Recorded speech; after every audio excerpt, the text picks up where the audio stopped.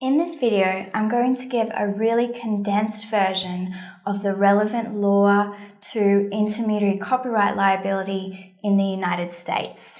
I'm not going to go through all of the case law in detail. I'm just going to focus on what I think are the most relevant and important legal principles and cases. So, the first thing to know is that intermediary copyright liability is treated differently in the United States as it is in Australia. The US does not have an authorisation doctrine like we do in Australia. Instead, they have traditionally two, now three different tests. So, until the Gloucester decision in 2005, which I'll get to in a moment, there were two tests for intermediary copyright liability in the US. Now, an intermediary only needed to fall afoul of one of these tests to be held liable. It was not necessary to prove both. So these tests were firstly contributory infringement, and the elements of contributory infringement were knowledge of the infringing activity, and the intermediary must induce, cause, or materially contribute to the primary infringement. The second test is vicarious liability, and those elements are the right and ability to supervise the acts of the primary infringer and a direct financial benefit to the intermediary which flows from the infringing activities. Now, to see how these tests operate in practice, I recommend having a look at the Napster decision. That is a fairly short decision, and it's quite a good illustration of how these tests are applied in practice, particularly so far as we have internet intermediaries. For now, I just want to make a couple of points about these tests and how they were applied in Napster. So firstly, for contributory infringement, the first point to note is in relation to knowledge. This does not have to be actual knowledge proved of the infringing activities. It can be constructive knowledge imputed from the facts. And in terms of the second element, it is not that hard to show that an intermediary has materially contributed to infringing conduct. So, for example, in the Napster case, Napster had provided the software, the peer-to-peer file sharing software, over which people were infringing copyright, and that was a material contribution to satisfy the contributory infringement test. Now, in terms of vicarious liability, the right and ability to supervise the acts of a primary infringer will normally mean that the court will look at things like whether the intermediary can monitor activity, whether it can filter activity, and whether it can block activity. These are important features online which tend to show a right and ability to supervise and control acts of infringers. And often these will depend on the existence of a central server. And I'll explain the relevance of that in a moment. The second element, direct financial benefit, is often shown by looking at sales or in particular online advertising revenue derived from the service. And this is particularly the case where the court perceives that the potential to use the service or the software to infringe copyright is a massive draw card for users, and it increases its popularity, particularly where advertising revenue is dependent on the number of eyeballs or the number of views on the content.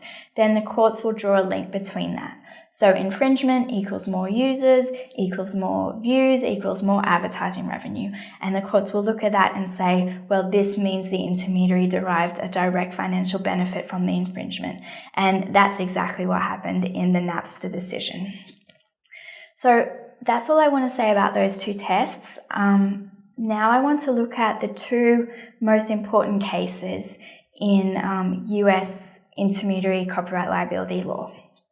So the first is the Sony case, Sony and Universal City Studios. This was a 1984 decision of the US Supreme Court.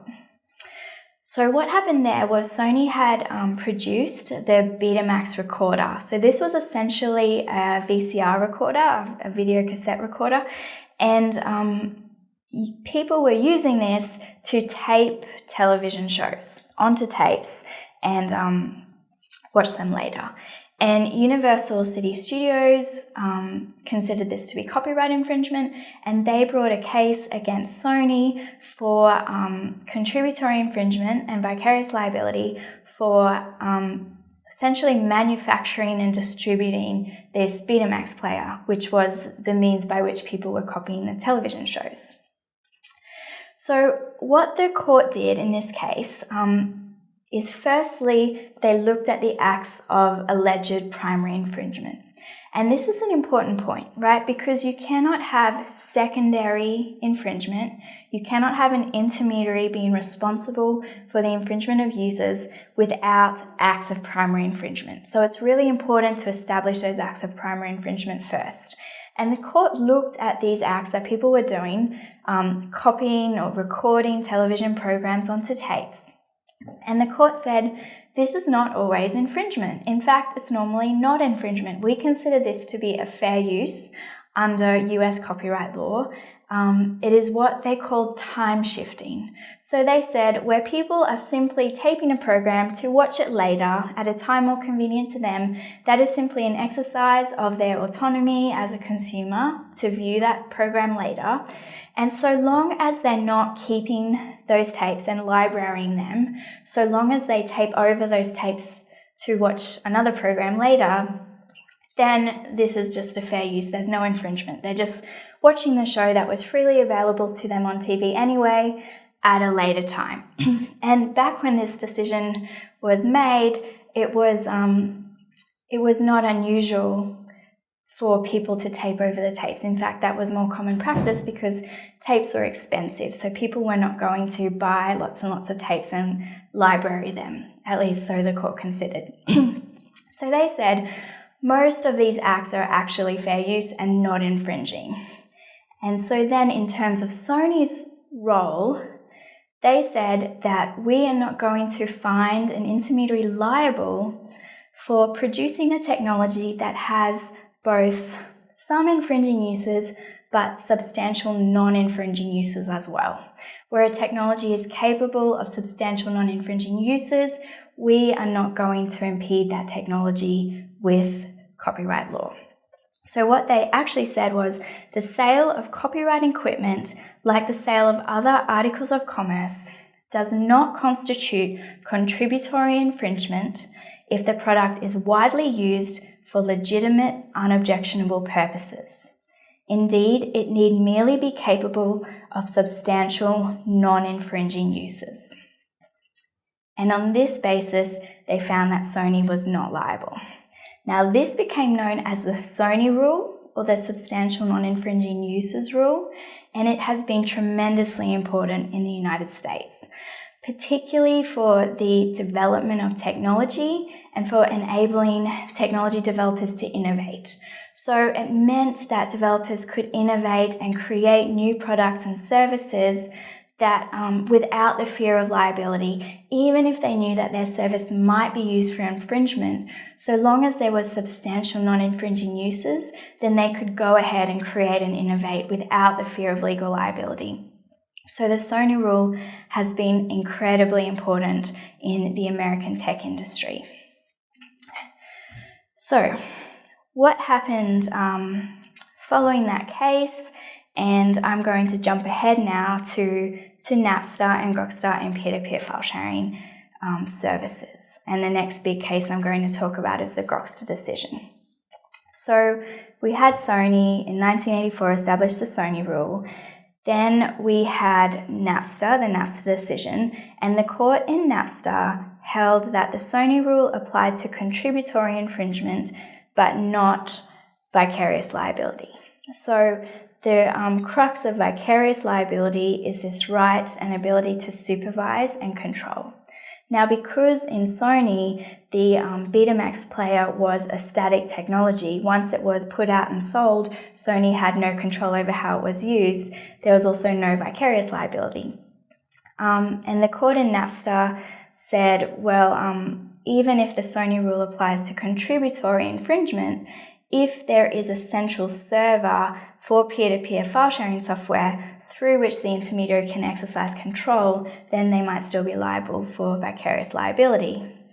So following Napster, the next generation of peer-to-peer file sharing servers or software were deliberately designed without a central server.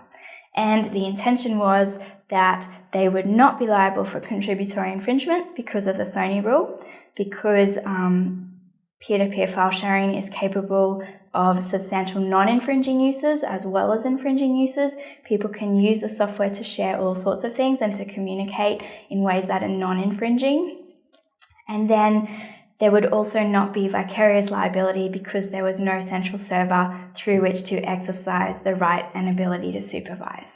And that's exactly what happened with the Gloucester case. So the software in that case had been designed to avoid liability under both heads of liability. And MGM had sued Gloucester for this software. It had gone through the lower court in the US, the Ninth Circuit, and the Ninth Circuit had held exactly as the technology developers intended. Sony rule, no central server, no liability. And then it had been appealed to the Supreme Court of the United States. And the Supreme Court didn't really want to let Gloucester get off, right? Because they knew they had a bad actor here. They knew they had somebody who had deliberately designed their technology to get around the law and at the same time to facilitate infringement. Gloucester intended to facilitate infringement. They wanted to facilitate infringement, so the evidence suggested, but they had just been clever about how they designed their software. So the court developed a new head of liability called inducement liability. So what the court said was that one who distributes a device with the object of promoting its use to infringe copyright, as shown by clear expression or other affirmative steps taken to foster infringement, is liable for the resulting acts of infringement by third parties. So basically, they held that nothing in Sony precluded fault-based liability.